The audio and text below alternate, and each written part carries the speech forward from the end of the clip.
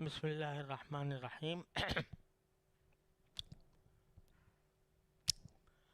بسم اللہ الرحمن الرحیم الحمد للہ رب العالمین والصلاة والسلام علی رسولہ الکریم وعلی آلہ واصحابہ اجمعین اما بعد اعوذ باللہ من الشیطان الرجیم بسم اللہ الرحمن الرحیم يا أيها الذين آمنوا لا تسألوا عن أشياء إن تبد لكم تسؤكم وإن تسألوا عنها حين ينزل القرآن تبد لكم عفى الله عنها والله غفور حليم قد سألها قوم من قبلكم ثم أصبحوا بها كافرين ما جعل الله من بحيرة ولا سائبة ولا بصيلة ولا حام ولكن الذين كفروا يفترون على الله الكذب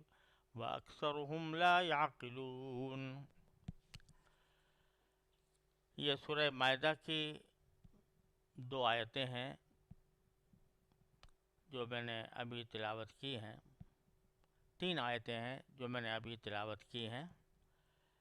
ان کا ترجمہ یہ ہے: اے ایمان والو، ایسی چیزوں کے بارے میں سوالات نہ کیا کرو جو اگر تم پر ظاہر کر دی جائیں تو تمہیں ناگوار ہوں، اور اگر تم ان کے بارے میں ایسے وقت سوالات کرو گے جب قرآن نازل کیا جا رہا ہو تو وہ تم پر ظاہر کر دی جائیں گی۔ البتہ اللہ نے پچھلی باتیں معاف کر دی ہیں، اور اللہ بہت بخشنے والا، بڑا بردبار ہے۔ تم سے پہلے ایک قوم نے اس قسم کے سوالات کیے تھے، پھر ان سے منکر ہو گئے۔ اللہ نے کسی جانور کو نہ بحیرہ بنانا طے کیا ہے، نہ سائبہ، نہ وسیلہ اور نہ حامی، لیکن جن لوگوں نے کفر اپنایا ہوا ہے وہ اللہ پر جھوٹ باندھتے ہیں، اور ان میں سے اکثر لوگوں کو صحیح سمجھ نہیں ہے۔ ان آیات کریمہ میں اللہ تبارک و تعالی نے مسلمانوں کو ایک اہم نصیحت فرمائی ہے، اور وہ یہ کہ تم نبی کریم صلی اللہ علیہ وسلم سے فضول قسم کے سوالات نہ کیا کرو۔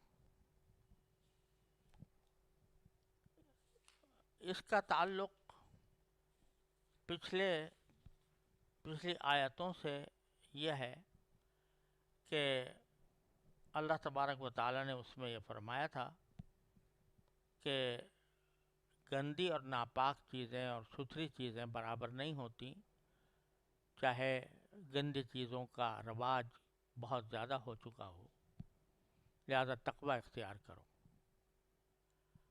تو اب یہاں یہ کہا جا رہا ہے کہ جو چیزیں گندی ہیں ان کی تفصیل خود قرآن کریم نے بیان فرما دی ہے۔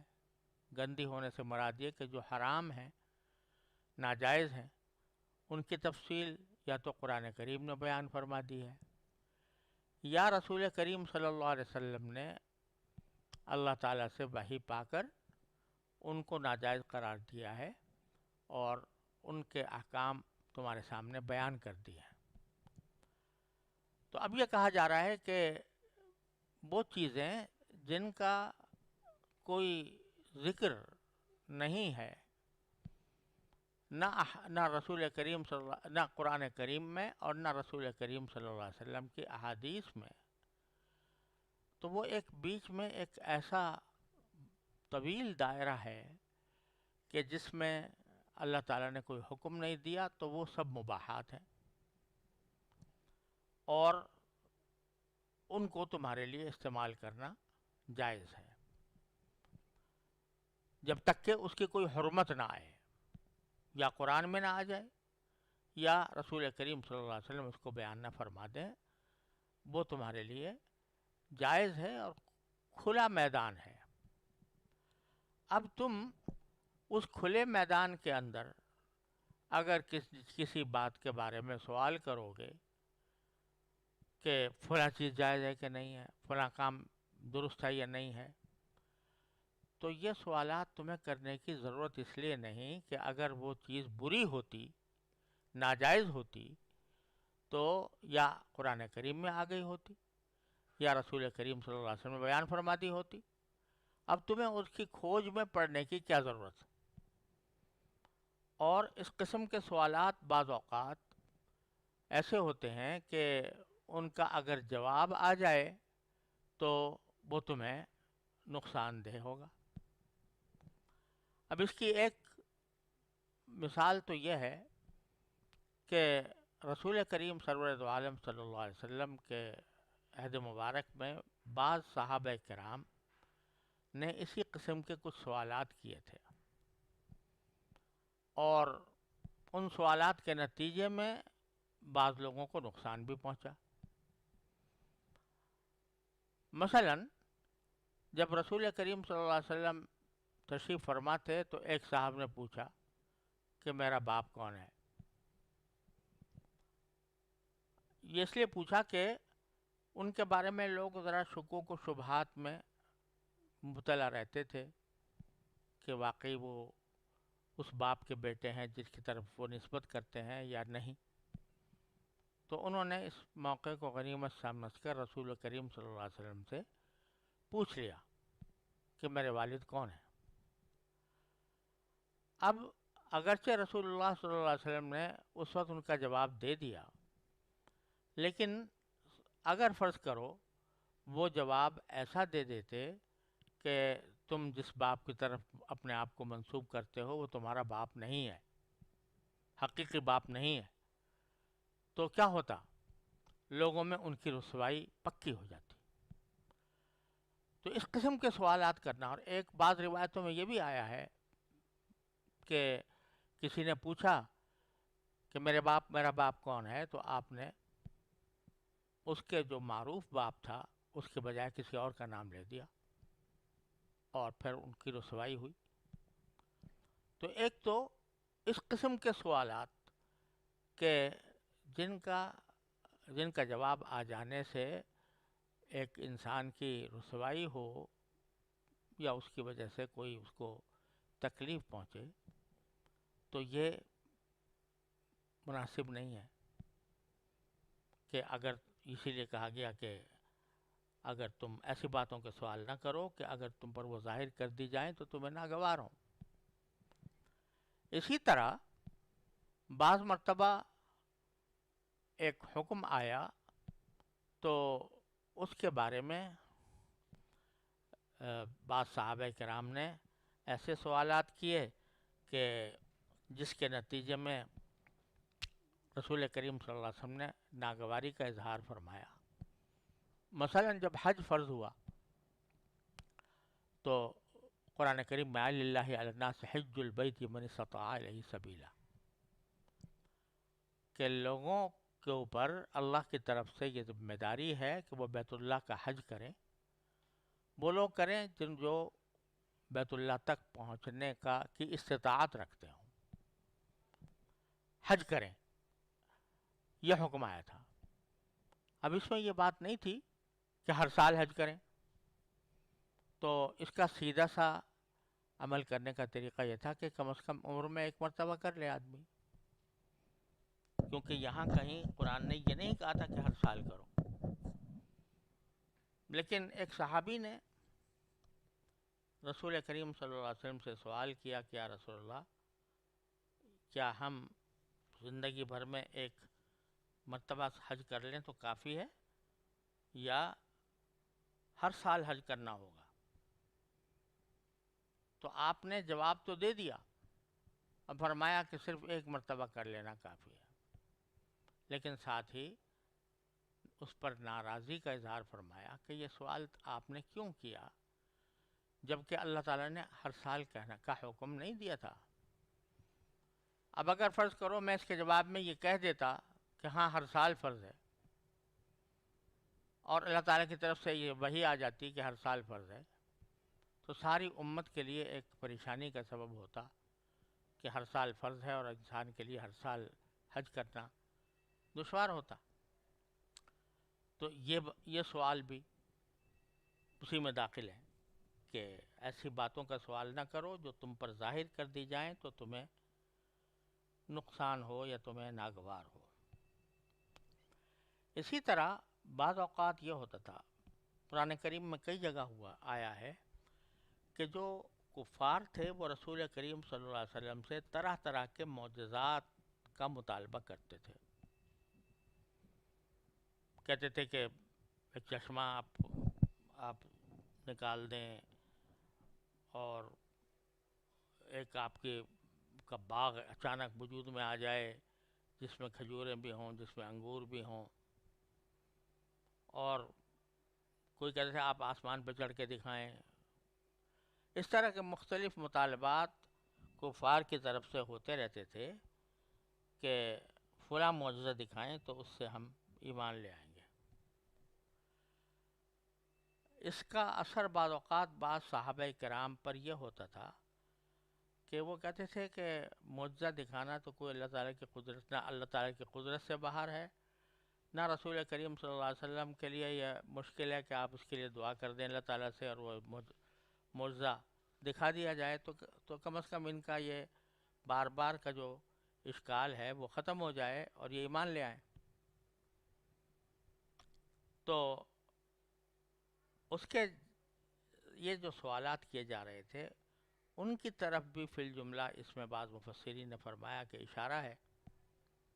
امام راضی فرماتے ہیں کہ یہ اس سے مراد یہ ہے کہ یہ بات مراد بھی ہے کہ اے مسلمانوں تم اس فکر میں نہ پڑو کہ جو مطالبات کافروں کی طرف سے کیے جا رہے ہیں ان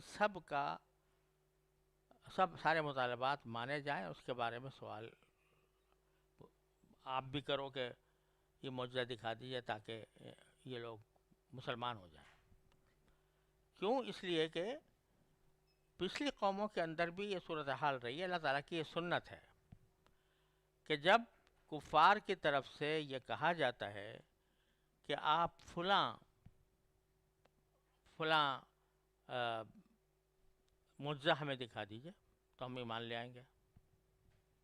بارہا پچھلے قوموں میں ایسا ہوا، لیکن جب وہ معجزہ دکھا دیا گیا تو وہ لوگ پھر منکر ہو گئے۔ تو اللہ تعالیٰ کی سنت یہ ہے کہ جب ان کا منہ مانگا معجزہ ان کو عطا کر دیا جائے اور پھر بھی وہ ایمان نہ لائیں تو ان پر اس دنیا میں عذاب آ جاتا ہے۔ تو یہ مطالبہ یہ خود ان کے حق میں نقصان دہ ہوتا ہے۔ رسول کریم صلی اللہ علیہ وسلم سے جو معجزات کا مطالبہ کیا جا رہا تھا وہ کوئی حق طلبی پر مبنی نہیں تھا۔ حضور اقدس صلی اللہ علیہ وسلم کے معجزات خود ان کے سامنے بھی آ چکے تھے، قرآن کریم بذات خود ایک معجزہ تھا، لہذا یہ مطالبات غلط بھی تھے۔ لیکن اس سے زیادہ بات یہ تھی کہ اگر یہ معجزات میں سے کوئی معجزہ آپ کو دکھا دیا جاتا اور لوگوں کو دکھا دیا جاتا لیکن وہ اس پہ ایمان نہ لاتے تو پھر اللہ تعالیٰ کی سنت کے مطابق ان کے اوپر عذاب نازل ہوتا۔ اس لیے فرمایا گیا کہ ایسی باتوں کا سوال نہ کرو کہ اگر وہ تم پر ظاہر کر دی جائیں تو وہ تمہارے لیے نقصان دہ ہوں۔ یہ بھی اس کے مفہوم میں داخل ہے۔ خلاصہ یہ ہے کہ ایسی باتیں کہ جن کے بارے میں قرآن و حدیث میں کوئی ذکر نہیں آیا، اور یہ شریعت کا ایک مضبوط قاعدہ ہے کہ اصل اشیاء میں اباحت ہے، یعنی جب تک کسی چیز کی حرمت کا یا ناجائز ہونے کا حکم قرآن میں یا حدیث میں نہ آ جائے اس وقت تک اس کو حلال ہی سمجھا جائے گا۔ اس معاملے میں کھود کرید میں پڑنا یہ درست نہیں ہے۔ پھر آگے اللہ تعالیٰ نے یہ بھی فرما دیا کہ وَإِن تَسْأَلُوا عَنْهَا حِينَ يُنَزِّلُ الْقُرْآنَ تُبْدَ لَكُمْ، اور اگر تم ان کے بارے میں ایسے وقت سوالات کرو گے جب قرآن نازل کیا جا رہا ہو تو وہ تم پر ظاہر کر دی جائیں گی. یعنی جب وحی نازل ہو رہی ہے، رسول کریم صلی اللہ علیہ وسلم تشریف فرما ہے اور آپ پر وحی نازل ہو رہی ہے، اور اس صورت میں آپ لوگ کوئی سوال کرتے ہیں اور اس کا جواب وحی کے ذریعے آ جاتا ہے تو آ جائے گا. اور وہ مسکوت عنہ، یعنی جو چیز کہ ابھی تک اس کے بارے میں کوئی واضح حکم نہیں تھا قرآن و حدیث میں، تو اب اس کے بارے میں وضاحت آ جائے گی. تو ہو سکتا ہے کہ یہ تمہارے فضول سوالات کی نتیجے میں اللہ تعالیٰ تم پر کوئی پابندی عائد کر دے. اب آپ نے سورہ بقرہ میں دیکھا کہ حضرت موسیٰ علیہ السلام نے اپنے قوم سے کہا تھا گائے ذبح کر دو. اب گائے کی کوئی تفصیل اس حکم میں نہیں تھی، لہذا کوئی بھی گائے وہ ذبح کر دیتے تو حکم کی تعمیل ہو جاتی. لیکن انہوں نے کہا جی ہمیں بتائیے کہ یہ گائے کیسی ہو، کتنی عمر کی ہو، اس کی صفات کیا کیا ہوں، اس کا رنگ کیسا ہو، وغیرہ وغیرہ. تو جو وہ سوالات کرتے گئے پابندیاں بڑھتی چلی گئی، اور جیسا کہ سورہ بقرہ میں اس کی تفصیل گزری ہے. تو اس وقت چونکہ حضرت موسیٰ علیہ السلام پر وحی نازل ہو رہی تھی تو وحی کے نزول کے زمانے میں انہوں نے ایسے سوالات کیے جو خود ان کے لیے تکلیف دہ ثابت ہوئے، اور اس کا نتیجہ یہ ہوا کہ وَذَبَحُوهَا وَمَا كَادُوا يَفْعَلُونَ. تو اللہ تعالیٰ فرما رہے ہیں کہ اگر ان کے بارے میں تم سوال کرو گے جب کہ قرآن نازل کیا جا رہا ہے تو تم پر وہ چیزیں واضح کر دی جائیں گی. اس آیت کی ایک تفسیر تو یہ ہے. دوسری تفسیر حضرت امام راضی رحمۃ اللہ علیہ نے یہ بیان فرمائی ہے، یعنی اس تفسیر کا امکان ظاہر کیا ہے کہ سوالات کی دو قسمیں ہوتی ہیں. ایک تو قسم وہ ہے جس کے بارے میں ابھی تک قرآن نے یا حدیث نے کوئی حکم ممانعت کا جاری نہیں کیا، اور آپ اس کے بارے میں سوال کر رہے ہیں کہ یہ جائز ہے یا ناجائز ہے. اس کے بارے میں تو نصیحت پہلی آیت میں پہلے جملے میں کر دی گئی کہ ایسی باتوں کا سوال نہ کرو جو تم پر اگر ظاہر کر دی جائیں تو تمہارے لیے خود نقصان دہ ہوں، ناگوار ہوں. دوسری قسم کے سوالات ایسے ہوتے ہیں کہ قرآن نے ایک حکم بیان کر دیا اور اس کے بارے میں کوئی حکم آ گیا، لیکن اس حکم کی تشریح میں کچھ سوالات پیدا ہو رہے ہیں. کہ مثلا یہ کہہ دیا گیا کہ چوری حرام ہے اور چوری کے اوپر ہاتھ کاٹے جائیں گے. اب یہ بات مذکور نہیں ہے کہ کتنی چوری پر کاٹے جائیں گے، ہاتھ کاٹے جائیں گے. اس کے بارے میں اگر سوال کرے کوئی کہ کتنی چوری پر کاٹیں گے تو یہ ایک معقول سوال ہے. تو جب قرآن نازل ہو رہا ہے اور نازل ہو چکا کسی معاملے میں، اور اس کے بارے میں تم اس کا مطلب سمجھنے کے لیے، اس کی تشریح طلب کرنے کے لیے اگر تم کوئی سوال کرتے ہو تو یہ سوال ناجائز نہیں ہے، برا نہیں ہے. خود رسول کریم صلی اللہ علیہ وسلم کا یہ ارشاد ہے کہ انما شفاء العی فی السؤال. جو آدمی ناواقف ہونے کی وجہ سے سرگرداں ہو اس کی شفا ہی سوال میں ہوتی ہے. تو یہ اس قسم کے جو سوالات ہیں جو قرآن کریم کی تشریح سے متعلق ہے یا رسول کریم صلی اللہ علیہ وسلم کے کسی حکم کی تشریح سے متعلق ہے تو وہ برے نہیں ہیں، اور ان کا جواب اللہ تعالیٰ فراہم فرما دیتے ہیں، یا وحی مطلوع کے ذریعے جو قرآن کریم ہے، یا وحی غیر مطلوع کے ذریعے جو رسول کریم صلی اللہ علیہ وسلم کے ارشادات ہیں. ان کی طرف یہ اشارہ کیا جا رہا ہے ان تسألوا عنہا حین ينزل القرآن. اگر تم کچھ ایسے سوالات کرو جب کہ قرآن نازل ہو رہا ہے تو تم پر وہ ظاہر کر دیے جائیں گے۔ گویا پہلے جملے سے تو یہ ایک غلط فہمی پیدا ہو رہی تھی کہ ہر قسم کا سوال ممنوع ہے، تو اس کو دوسری جملے میں دور کر دیا گیا کہ اگر تم ایسے سوالات کرو کہ جو قرآن کریم کی تشریح سے متعلق ہے، قرآن کریم ان کے بارے میں نازل ہو چکا، یا رسول کریم صلی اللہ علیہ وسلم نے اس کے بارے میں کوئی بات بیان فرما دی اور اس کی کوئی تشریح تم چاہ رہے ہو، اس کی وجہ سے کرو، تو پھر تم پر وہ ظاہر کر دی جائے گی۔ بہرحال اس مفہوم کا بھی اس میں احتمال موجود ہے، اور یہ بات ویسے بھی قابل ذکر تھی کہ ہر قسم کا سوال منع نہیں ہوتا۔ وہ فضول سوال منع ہوتا ہے کہ جس کا نہ تو دنیا میں نہ آخرت میں کسی عملی زندگی سے کوئی تعلق نہیں ہے۔ یہ سوال کہ میرا باپ کون تھا، تو ایسے سوالات تو بے شک منع ہے۔ ایسے سوالات بھی منع ہیں جس کے نتیجے میں کوئی جواب آئے تو تمہارے اوپر تنگی پیش آ جائے، جبکہ قرآن نازل ہو رہا ہے۔ لیکن ایسے سوالات کہ جن کا مقصد دین کی کوئی بات سمجھنا ہو، جو سمجھ میں نہیں آ رہی، تو اس میں تو سوال کرنا نہ صرف یہ کہ درست ہے بلکہ واجب ہے، کہ جب تک یہ سمجھ میں نہ آ جائے تو آدمی اس پر عمل نہیں کر سکتا۔ بہرحال اللہ تعالیٰ فرماتے ہیں عفا اللہ عنہا، یعنی پیچھے جو آپ لوگوں نے سوالات کیے جو سوالات کرنے مناسب نہیں تھے، ان سے اللہ تبارک و تعالیٰ نے درگزر فرمایا، پچھلی باتیں معاف کر دیں۔ واللہ غفور حلیم، اور اللہ تبارک و تعالیٰ بہت بخشنے والا بھی ہے اور بردبار بھی ہے۔ اللہ تبارک و تعالیٰ نے اپنی مغفرت کے، اپنے غفاریت کا مظاہرہ اس طرح کیا ہے کہ تم لوگوں سے جو غلطی ہوئی تھی اس کو معاف کر دیا۔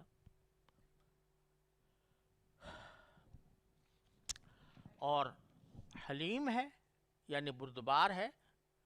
حلیم ہونے کے معنی یہ ہے کہ وہ جلدی میں کسی بات سے متاثر ہو کر کوئی سزا کا فیصلہ نہیں کر لیتا، بلکہ اپنے تحمل کی بنیاد پر، اپنی بردباری کی بنیاد پر وہ بعض اوقات اپنے فیصلے کو کچھ مؤخر کر دیتا ہے تاکہ لوگوں کو اصلاح کا موقع مل جائے۔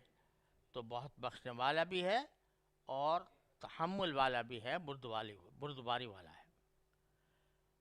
اور اسی بردباری کے نتیجے میں اللہ تبارک و تعالی اگر تمہارے کسی ناجائز کام پر دنیا میں سزا نہ دے تو دھوکے میں نہ پڑ جانا کہ آگے بھی کوئی عذاب نہیں ہوگا، سزا نہیں ہوگی، کیونکہ اللہ تعالی حلیم ہے، تو بعض اوقات فوراً سزا نہیں دیتا بلکہ بعد میں دیتا ہے۔ لہذا اگر تمہیں کسی گناہ کے اوپر فوری طور سے سزا دنیا میں نہ ملے تو کہیں اس پر مغرور نہ ہو جانا کہ ہمارا یہ کام درست تھا اور آئندہ بھی ہم کرتے رہیں گے، کیونکہ اللہ تعالیٰ کی پکڑ کسی وقت بھی آ سکتی ہے اور وہ بردباری کی وجہ سے سزا کو مؤخر کر سکتا ہے۔ پھر فرمایا قد سألها قوم من قبلکم ثم اصبحوا بها کافرین، ایسی باتیں تم سے پہلے ایک قوم نے بھی طلب کی تھی، پھر اس سے منکر ہو گئے، یعنی جب جواب آیا تو اس سے منکر ہو گئے۔ اس میں بھی دونوں قسم کے احتمالات ہیں، بلکہ یوں کہہ لو کہ دونوں باتیں شامل ہیں۔ ایک تو اس قسم کے سوالات جو اس دائرے میں کیے گئے جو اللہ تعالیٰ نے جس میں کوئی حکم نازل نہیں کیا تھا، جیسے حضرت موسیٰ علیہ السلام کی قوم نے گائے کی ذبح کرنے کے سلسلے میں جو سوالات کیے جس کا بھی میں نے ذکر کیا تھا، سورہ بقرہ میں ہے، تو اس میں انہوں نے یہ سوالات کیے کہ وہ گائے کیسی ہو، کتنی عمر کی ہو، اور کیسے اس کا رنگ ہو، وغیرہ وغیرہ. حالانکہ یہ سوالات جو تھے یہ بغیر ضروری تھے، اس کے بغیر بھی گائے ذبح کی جا سکتی تھی. ثم اصبحوا بها کافرین، پھر وہ اس کے بارے میں ناشکری میں مبتلا ہوئے. ناشکری میں کیا مبتلا ہوئے کہ جیسا قرآن نے کہا ہے فذبحوها وما كادوا يفعلون، اب پریشان ہو گئے کہ بھئی ایسی خاص گائے جو نہ اس میں اس کی عمر زیادہ ہو نہ کم ہو، نہ اس کے اوپر کوئی داغ ہو، اور زرد رنگ کی ہو، پیلی ہو، اور غلط اتنے ساری قیدوں کے ساتھ جب تلاش کرنی شروع کی تو اس میں ان کو یقیناً تکلیف ہوئی، اور اس کی وجہ سے انہوں نے کچھ ناشکری کے کلمات بھی کہے ہوں تو کچھ بعید نہیں. تو ایک تو اس سے اس طرف بھی اشارہ ہے. دوسرا اشارہ اس طرف ہے جو میں نے ابھی عرض کیا تھا کہ پچھلے قوموں کے لوگ معجزات مانگتے تھے اللہ تبارک و تعالیٰ سے، اور معجزات مانگ کر جب معجزہ دے دیا جاتا تھا تو اس کے باوجود وہ کافر رہتے تھے تو عذاب آتا تھا. تو اس کو کہا جا رہا ہے کہ بہت سی چیزیں مانگی تم سے پہلے لوگوں نے، پھر اس سے منکر ہو گئے. یہاں یہ بات بھی قابل ذکر ہے، خاص طور سے اہل علم کے لیے قابل غور ہے کہ جو پہلا جملہ تھا جس میں فضول سوال سے منع کرنے کا ذکر تھا، تو وہاں یہ کہا گیا تھا کہ لا تسألوا عن اشیاء، عن کے ساتھ کہا گیا تھا، ایسی چیزوں کے بارے میں مت پوچھو. اور یہاں قد سألہا، یہاں بغیر عن کے ہے. عربی زبان کے لحاظ سے دونوں میں فرق ہوتا ہے. جب ساتھ میں عن آ رہا ہو تو اس کے معنی ہوتے ہیں کسی چیز کے بارے میں سوال کرنا، یعنی کسی چیز کے بارے میں یہ پوچھنا کہ یہ کیسی ہے، اس کی صفات کیا ہیں، یہ عن کے ساتھ کہا جاتا ہے. اس کو اردو میں پوچھنا ہی کہیں گے کہ ایسی چیزوں کے بارے میں مت پوچھو. اور جب عن نہ ہو تو پھر اس کے معنی ہوتے ہیں مانگنے کے. سألہا یہاں پر بغیر عن کے ہے، تو کچھ قوم نے مانگا تھا تم سے پہلے. تو اس سے اس احتمال کی تائید ہوتی ہے کہ اس سے اشارہ ان معجزات کی طرف ہے جو پچھلی قوموں نے مانگے تھے کہ ایسا معجزہ ہمیں لا کر دکھاؤ. اور پھر جب آ گیا تو پھر بھی انہوں نے اپنے وعدے کو پورا نہیں کیا اور کافر رہے. تو اس سے بھی اس احتمال کی تائید ہوتی ہے.